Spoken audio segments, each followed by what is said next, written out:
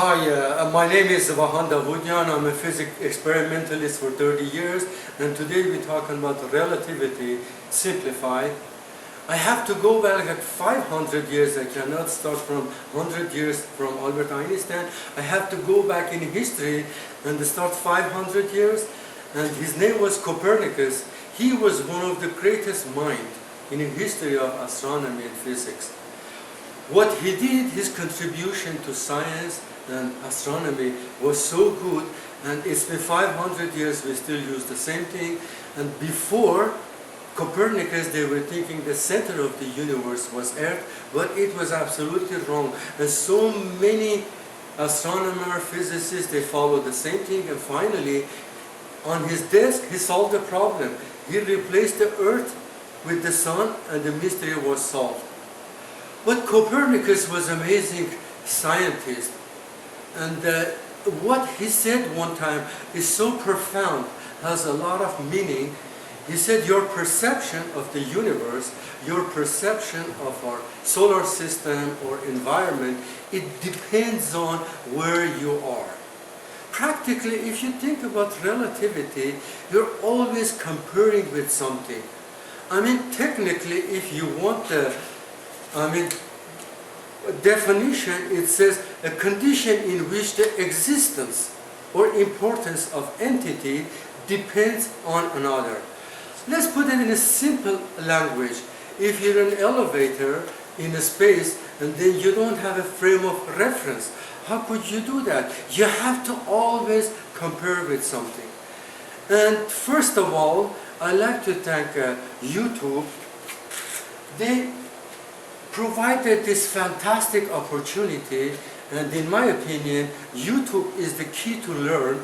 And then I uploaded my theories. It's been like 3 months. It was 11 theories, and people are watching. They love it. It's been like in 2 months, I got 3,000 viewers, which is incredible. It's so good. I'd like to thank YouTube. And in fact, I came up with this idea that YouTube looks like synapse. Synapse is in the human brain, and it's a junction, and all the neurons are connected. Maybe billions of neurons are connected to synapses, and it's like a junction. It is connecting all those, charges, electricity through the brain. And then I compared YouTube to synapse, because what YouTube does is so amazing, so comprehensive. I can upload my videos, they can upload their videos, it can be science, physics, whatever. It's like internet. YouTube is connecting people together, and what they do, they're professional, they're so good, and I don't know how to thank them. And like I said, the key to learn is the YouTube. So imagine, this YouTube did this for us, so he just gave us this opportunity. We can express our opinion, we can reflect our ideas, but the most important thing is when we reflect our ideas, some other people are watching. They can come YouTube and then watch my video, I can watch their video, and the bottom line is what we can do, we can improve the science. This is the way the science always improves. If we don't exchange our views, nobody is genius. I have some idea, they have some ideas, we exchange views, and somehow we meet halfway, or we agree on everything.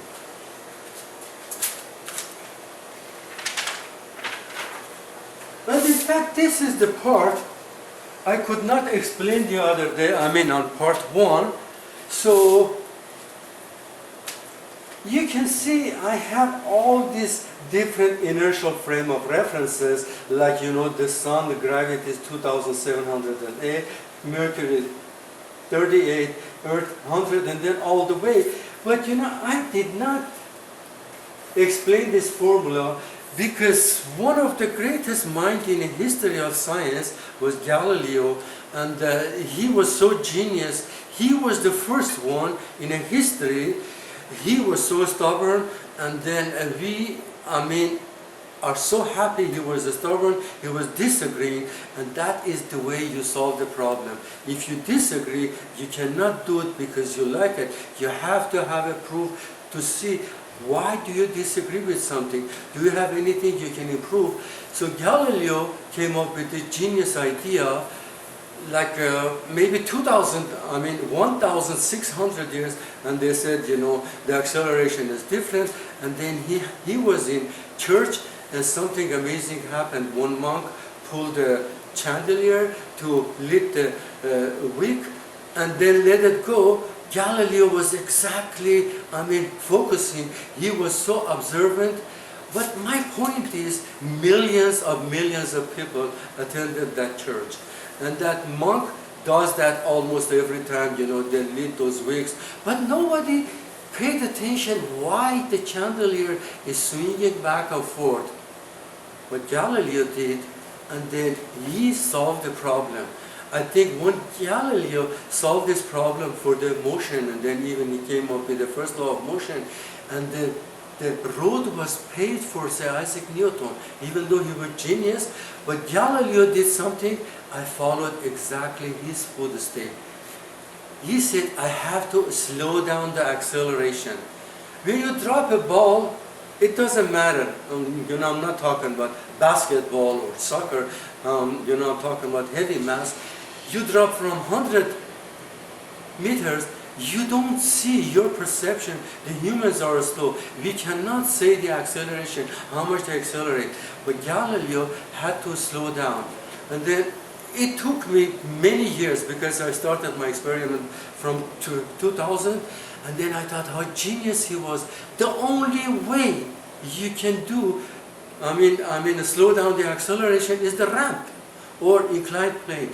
Because there is no other way. Even, when I did with this pendulum, it's so difficult. They're going so fast, you won't be able to follow. So what he did, he made a ramp, and then I had to follow his footsteps, and then he realized the acceleration of the rolling brass balls is not the same. And then he was so genius when he saw this in church. And imagine 400 years ago, there was no clock. Christian Huygens was not even alive at that time. And then there was no clock, but because he was in medical school, he was genius. So he got his pulse, and then he realized the amplitude, it means that, a small, I'll show you in a minute. He said that a small amplitude and the big amplitude takes exactly the same time. And that was great. Mystery was solved, and as a matter of fact, one of the greatest, invention of the humans is pendulum, because it's a harmonic oscillator. If you go back in science, you can see everything in astronomy, physics. One important dimension or factor is time. If you don't have time, you cannot compare anything. So anyway, this was the ramp, and then I remember when I started this from 2000, my experiment, I had a good idea of replicating everything. Why did I do this? Because it does not mean I didn't trust those scientists. I just want to make sure I do understand it. Then physically I did. So these are the ramps I made. We were in Denver, Colorado, and my lab was huge. It was almost like 15 meters. And then I had to make 2 10 meters ramp, but you see that one acceleration is less, this one acceleration is more. Why did I do this? Because Galileo did the same thing, and then he tilted his ramp up, down, low. Whatever they did, proportionality was the same. I did the same thing. Like this one, see, he called it uniformly accelerated motion. And imagine what he did was so good. Even after 400 years, we're using the same thing. So velocity is acceleration times time square, and then the distance traveled, or they call it sometimes position, is half of the acceleration times time 2. But I give you some example, how you can calculate this. And imagine when I let that ball go, because acceleration on this ramp is exactly 20 times less than 9.8. Why? Because the humans cannot perceive. We need to slow down as much as possible, but I noticed something. The proportionality does not change. So the first second comes half a meter. 2 seconds passes, comes exactly 2 meters. But why? See, because the time is so important here. So you have to, 2 times 2 is 4, and 4 times half a meter is exactly 2 meters. But when it rolls 3 seconds, 3 times 3 is 9, 9 times 5 is exactly 4.5 meters, and 4 seconds, 4 times 4 is 16, 16 times half a meter is exactly 8 meters. I had to speak with so many physicists in Caltech and especially in CU. I told them I want to buy a laser beam and do this. They said, no, don't worry about that. You don't have to buy a laser beam.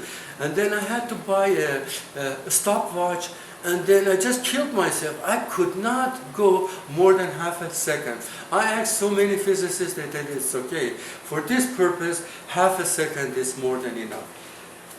So you may not believe I repeated this over and over since year 2000, and finally in year 2010 I finished everything. But like I said, it doesn't matter if it's going fast or slow. This one is 1 meter per second. But see, in 8 minutes, in 4.5 seconds, it travels 8 meters. But this one travels only 6 meters. So this is the formula, but now I have to tell about someone who changed the history.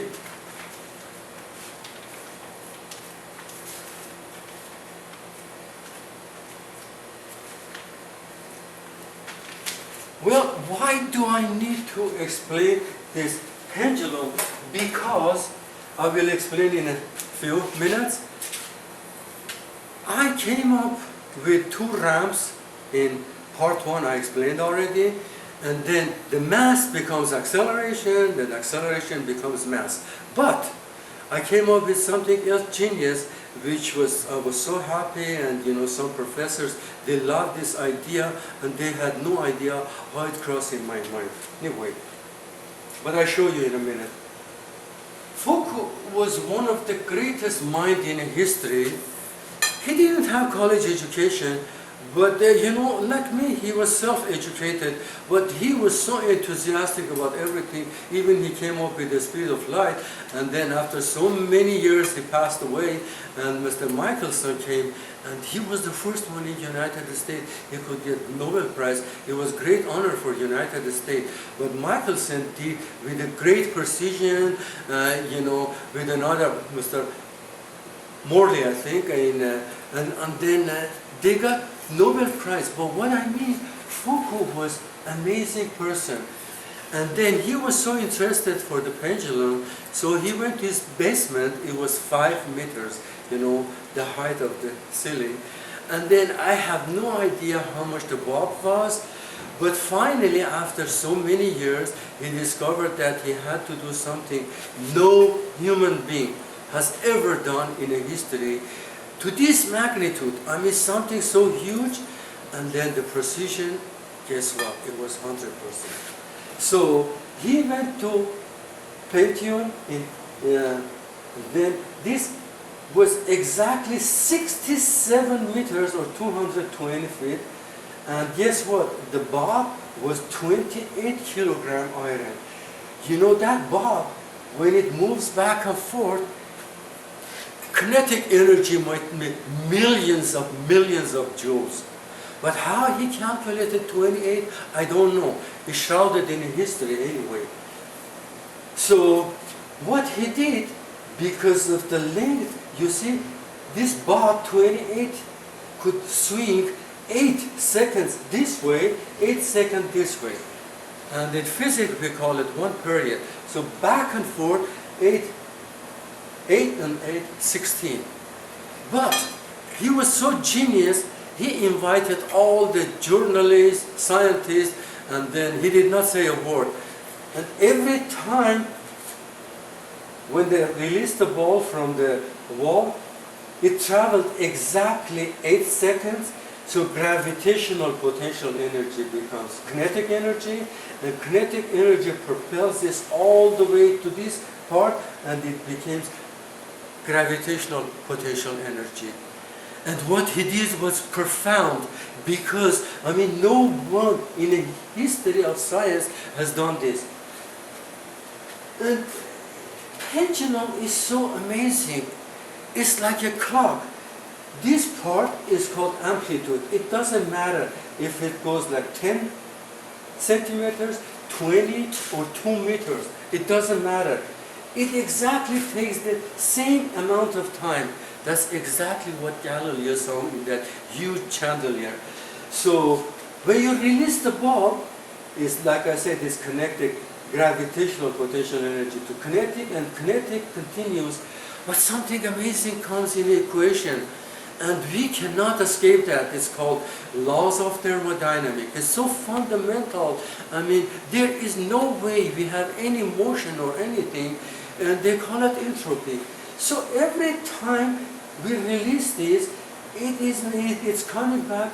If you have a laser beam or something, you can see it's getting like 5 centimeters less, and then see we have a contraption here, or we have like a ball bearing or whatever. I don't know how he did it, but every time the swings are getting smaller and smaller, and finally laws of thermodynamic kills it. So in other words, the entropy increases, and finally it stops.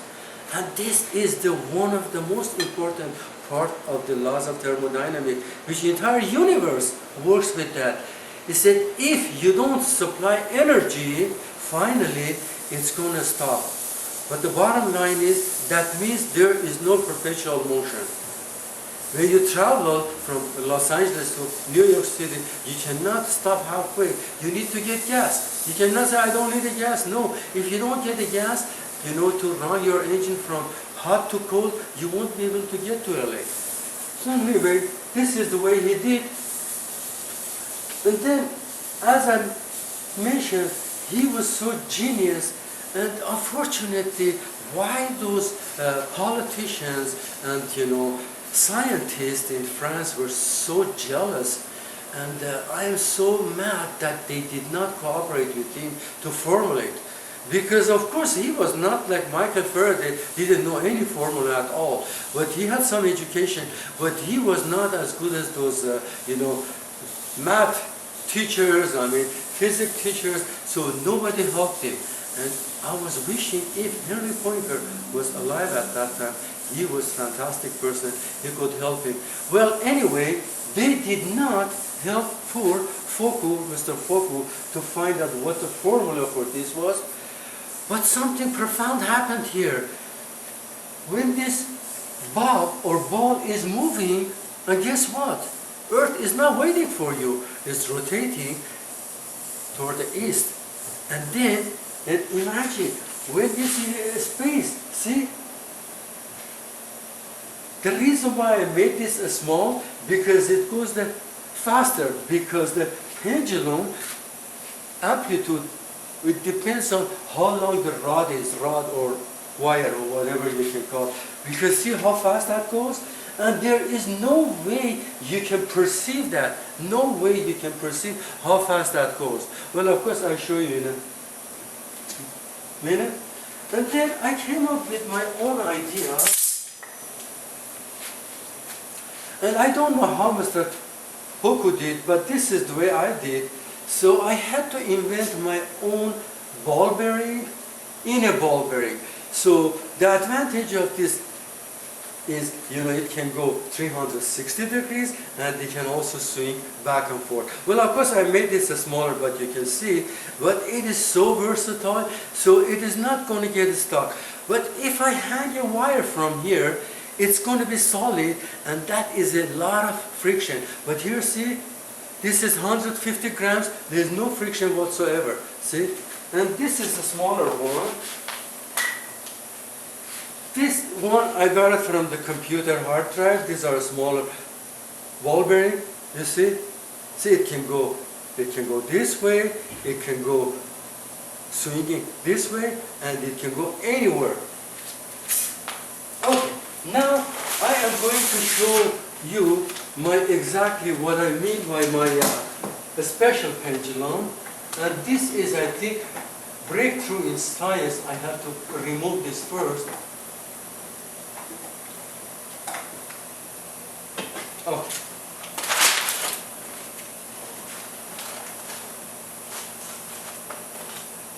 See, in order to simplify this, I had to make this 180 degrees, and like I said, CU professors, they loved this idea, but unfortunately, I didn't see any cooperation whatsoever, and because they're always busy making money anyway.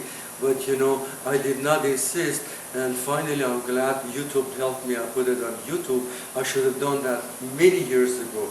So this is a special pendulum. Like I said, no one in the history has never done this before, because this one also shows principle of equivalence, which is at the heart of general relativity. But the difference is, instead of having a pivot over here, see, it can go like this. See, this is like 640 grams. The bob is, see, this has a lot of friction. But what I did, I bought extension spring, and extension spring is exactly 5 inches. Well, when it's extended, because that 640 grams is accelerating toward the center of the Earth. So what happened when it's accelerating toward the center? I said, when this is changing from kinetic energy all the way up here to gravitational potential energy, there will be a fraction of a second. Unfortunately, I couldn't measure it. I didn't have a laser beam or anything. The fraction of the second, my guess was right. And as Albert says, that was the happiest moment in my life. And then I realized this spring is not extended fully. What happened is retracted. And then I knew that I solved the problem. So that momentarily is changing from gravitational potential, kinetic energy to gravitational potential energy, and this rushing toward the center of the Earth, then it's going again back and forth. Okay, let me install this, then I can show you exactly what I mean by this.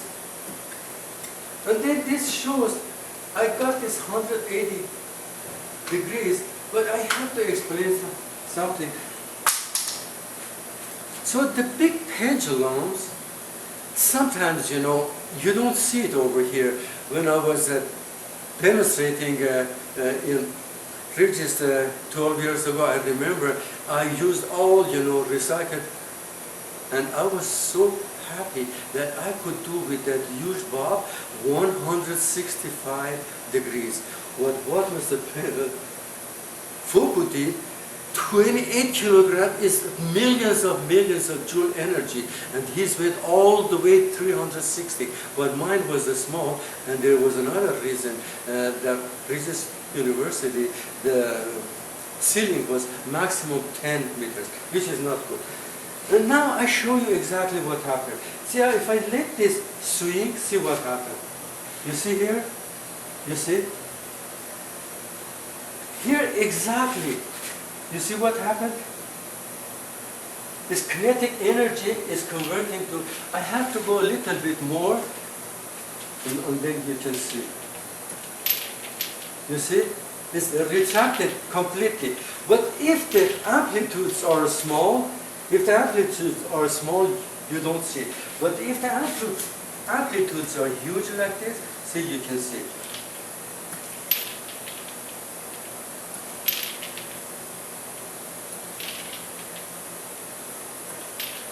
See? It's retracting. So this is another way that, you know, I could show that over there, here, momentarily, we cannot perceive what Albert Einstein said, gravitational mass and potential mass are the same. And then I have to give you so many examples in space station, on Earth, and then I prove it physically that everything is the same. Laws of physics are the same. Galileo said that, Sir Isaac Newton said that, and it looks like the electromagnetic waves work in the entire universe the same. Anyway, so then you can see how that goes. Let me show it one more time. But here's something amazing happened. I have to explain this maybe later. That's another topic.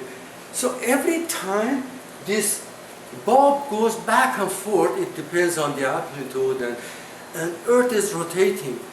And another thing comes in equation, Coriolis Effect. And I had to prove that the Coriolis Effect is so important, and then I will explain in a minute. So that plane of the pendulum changes. Let me tell you how. So if it's going like this, it's going to go like this. And well, it depends on how long your rod is, then it's going to go 360 degrees. Well, of course, for us, it's not going to go 360 because, you're talking about 67 meters minus maximum 10 meters. So anyway, this was another thing. And then, this topic, I have to adjust my camera a little bit so you can see. This is called Earth's Differential Forces. Let me adjust this a little bit, and then you can see. This is so important.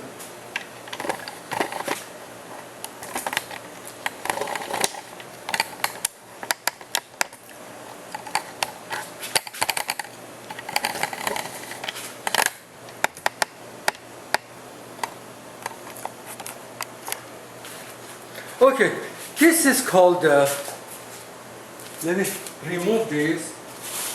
This is called Earth Differential Forces, also angular acceleration caused by Earth differential and Coriolis effect is inversely proportional to the mass, or more mass, less acceleration. It is not coincidence, exactly same size as bowling ball. The 6 pounds RPM is 30, and double mass 12 pounds is 15. Angular acceleration. I will explain exactly how these things work, and this is called free energy. And I have this apple. I don't know why. Like Isaac Newton, I love apple, and I don't know why. I remember the exact circumstances. Let me sit here so I can explain. I remember the exact circumstances when I was like 6, 7 years old. I used to get an apple like this and then hang it with the string. Well, of course, at that time I had no idea what the clock was counterclockwise. Then I was playing with this, and then finally I would eat it. And then when I came to the United States, I remember I went to a friend with, like airplane and things like that. Then we saw a lot of aerodynamic things. And finally one day I saw, there was someone, rotating. I don't remember what it was. It was great inspiration for me. After, when I was 6 years old, after like 36, 38 years passed, then I said, wow, that apple was rotating. And then I realized I was right. So anyway, what I did, I had so many small like this, and then to be more precise, I had to put reflective mark on it. Like I had let me show you. I had so many balls, steel balls, and these are brand new balls. So I had to get this. They're in good shape. They don't wobble. They don't shake. You see that the reflective light? I got laser beam like this. It goes to 99,000 RPM. So every time this rotates, this is precisely recording the RPM. So I could get the RPM for smaller ones and big ones, and I saw a special thing, I saw the more mass, less acceleration. And then I discussed with the CEO, with some, PhDs in physics and chemistry, and said, well, you know what? It has to do with unwinding the string. I said, no way, that is not going to help. And then they said, how could you prove it? I said, I can prove it. See, I got this ball is exactly for 12 pounds or 6 kilograms. Now I show you. I said, how could you expect on a string like this rotate 12 pounds? I said, well, they had no answer. And then I said, I can prove it. And this is exactly half the mass of that. And then it goes only 9 seconds. That goes first rotation, 15 seconds. But these smaller ones can go to 1,000 RPM. So that's amazing. First of all, it's a distribution of the mass from the axis of the rotation, which is here, which is not a lot here. But imagine 12 pounds is a lot. So anyway, I convinced some of them, I didn't, but overall, this was a fact. And when I spoke with Caltech, some good people, they said, yeah, this is called differential, and then it happens in northern hemisphere and southern hemisphere. In northern hemisphere, the cyclotron is always counterclockwise. If I go to South America, it's going to be clockwise. I show you now. See, when I remove these, you just pay close attention what happened here. See? 100% of the weight is from the ceiling. See, it took exactly 15 seconds, the first rotation. But something amazing happened here. The kinetic energy picks up, but not a lot. After a few minutes, it rotates, then finally it stops. Well, what I mean, this is free energy. It is free energy. And in fact, in Denver, I just wanted to prove my point, and then I had to get a huge warehouse, huge. And then I had 12 and 15 meters, huge rods, and then they said, yeah, you're going to have to get rid of the string and then use thick wires.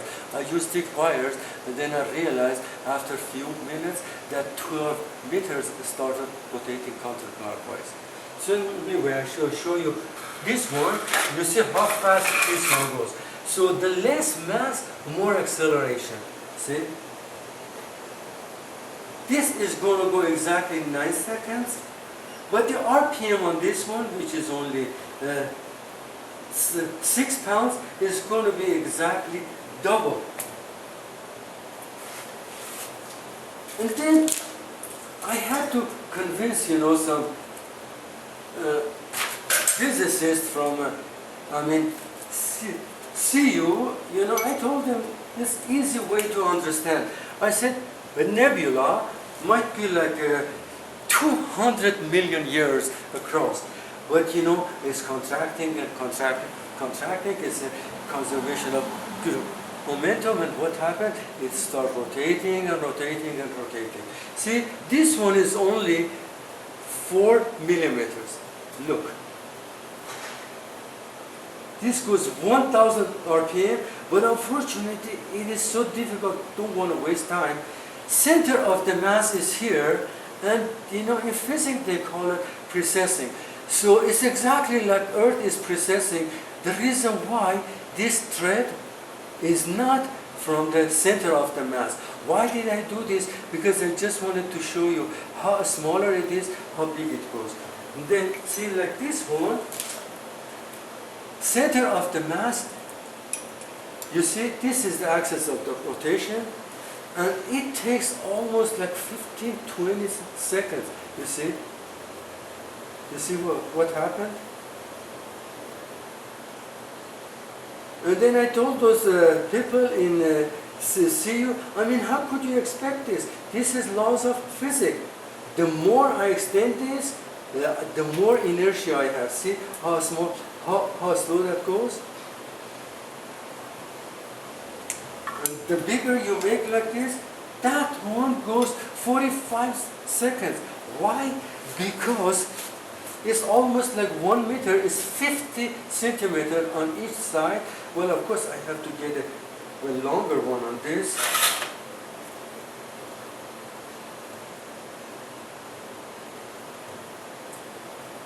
You see, almost like probably each second, it goes maybe few centimeters, probably few.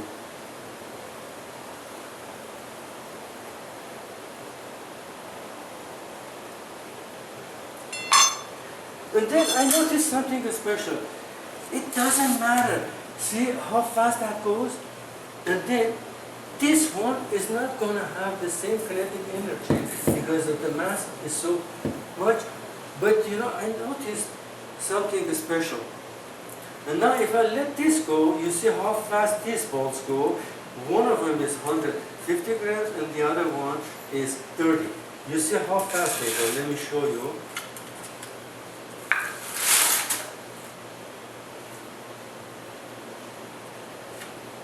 See? If I go smaller than this, it can go 1,000 RPM per second. 1,000 RPM. But that one has more mass, it goes less. And then amazing thing is, after a few minutes, it stops and it goes the other way. It doesn't matter. But the most important thing is, it's called differential forces. And then imagine that I could convince them and said, you know what, when you throw a shell, and then shell goes like 60, 70, 80 kilometers, and the Earth is rotating. I said, what do you mean by that? I said, yeah, when you launch a shell, you're in a war, and what happened is not going to go exactly the way you want it, it's going to be deflected. And in fact, the same thing happened in Falkland Island in England with Argentina. So what happened, they were throwing shells, it was before World War, they had no idea. Southern hemisphere is different. The Coriolis effect is the other way. And then finally they corrected that. Whenever we launch, supplies for the International Space Station or, Hubble telescope or whatever, I knew because I watched this universe for 30 years, always they launch that toward the east. So that's another way. But overall this free energy exists. But I just wanted to put it in work, and then I realized if I have a warehouse like 120 meters high, I can have a huge rope, then huge, like probably 100-meter rod, hang it, and then we can do free energy. But unfortunately, it's not practical. See, that torque is not real good. I mean, when I rotate this, the torque is not good. When you just go ahead and do it like this, it's going to stop because it is so difficult. But anyway, this is called differential forces, and I have explained this in details in my theories, and it's called the theory of separation of charges, and I have posted already 11 theories, and then you guys can watch it. Now I have to show something else here. I have to move my camera a little bit this way, so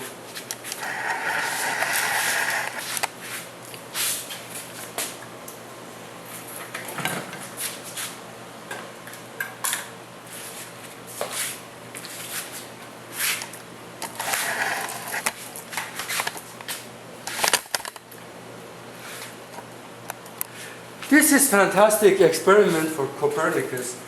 And imagine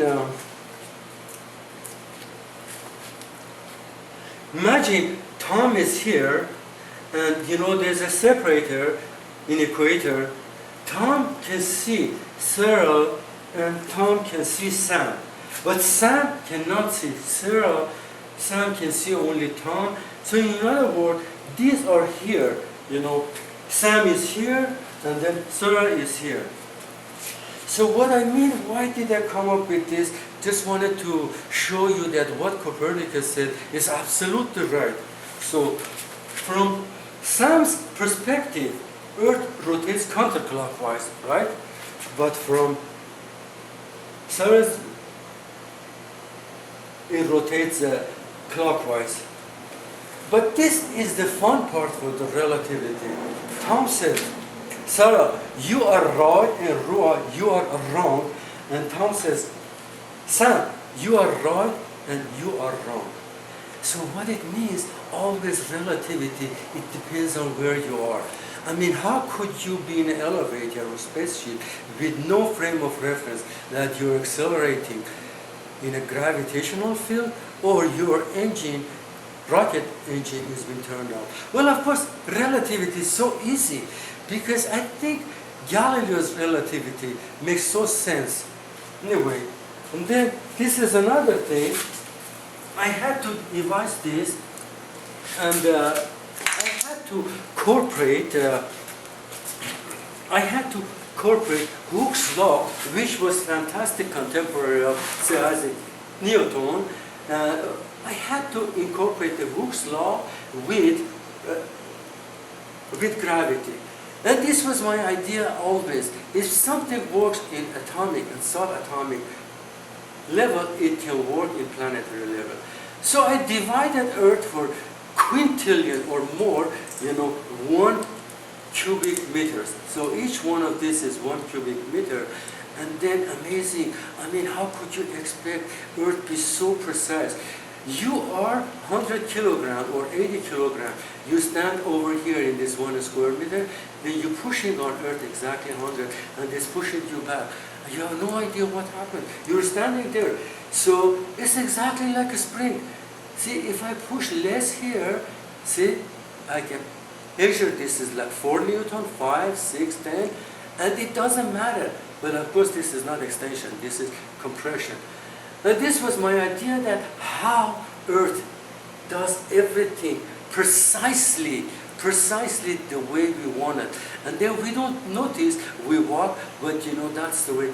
If he doesn't, if it's not pushing on us, we're going to fall. Well, of course, I have another thing for Stephen Hawkins. And Stephen Hawkins, before he died, that was 30 years ago, he said, when something is dropped on Earth, it goes all the way to the surface of the Earth, and then Earth is pushing a little bit, but he did not explain how. And then I had to do that experiment, but I'll show you in different things. Anyway, and I'm hoping, these things, and then I have 2 more. It's going to be part 3 and part 4.